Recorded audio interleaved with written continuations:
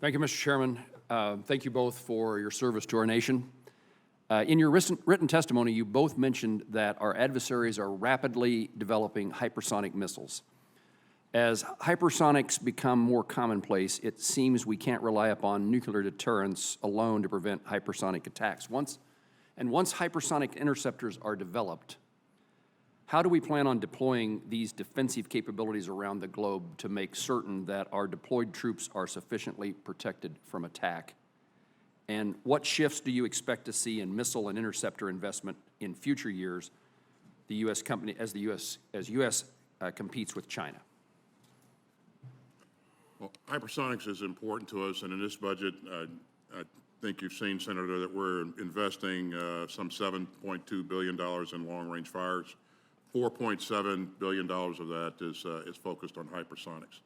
And so we continue to develop capability for ourselves, but what's important is that we need to consider the mix, the range of capabilities, the mix of capabilities that we're going to bring on board to support our warfighting concepts. So hypersonics is an important capability, but there are other things that add to this equation as well.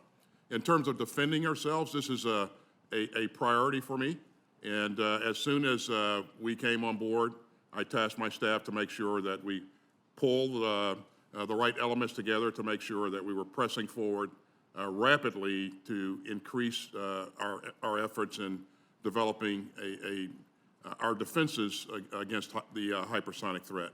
You've seen us engage industry on this issue, and we'll continue to press. But we've made some progress, but we have a ways to go yet. What concerns do you have about the hypersonics weapons workforce? What do we need to do to be training and preparing ourselves? What kind of investment in our workforce is necessary? In our private sector workforce. Well, certainly, we've engaged we've engaged industry and asked them to pick up the pace. And in terms of what they need specifically in their workforce elements, that's something that we haven't discussed. But again, I think the issue to this point has been,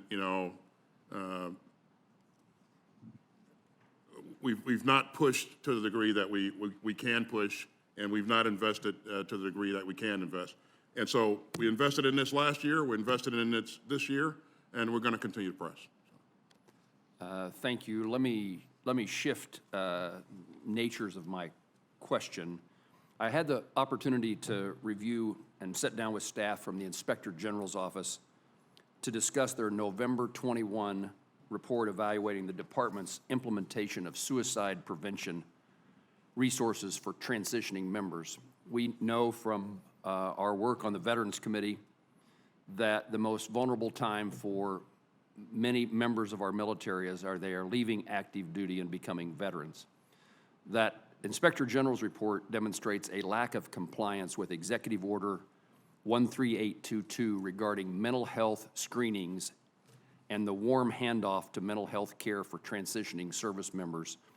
It continues to be troubling to me that this does not seem to receive the attention that it deserves within our military community. Can you share with me, either one of you, what progress the department is making in implementing the Inspector General's recommendations from that November 21 report? What I can tell you, Senator, is that, and you've heard me say this a number of times, that this is important to me, this is important to our department, and this is why we've invested in suicide prevention, in mental health, in a major way this year. We've invested in it last year as well.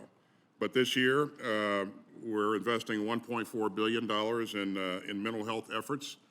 We continue to liaise and engage with our counterparts in the VA to ensure that we can close, as much as possible, close the gap as troops transition from active duty to leaving the service or going in any direction.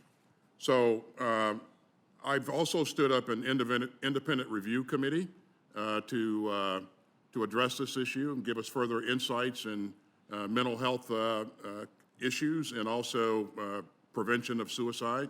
And so we're investing in this in a major way.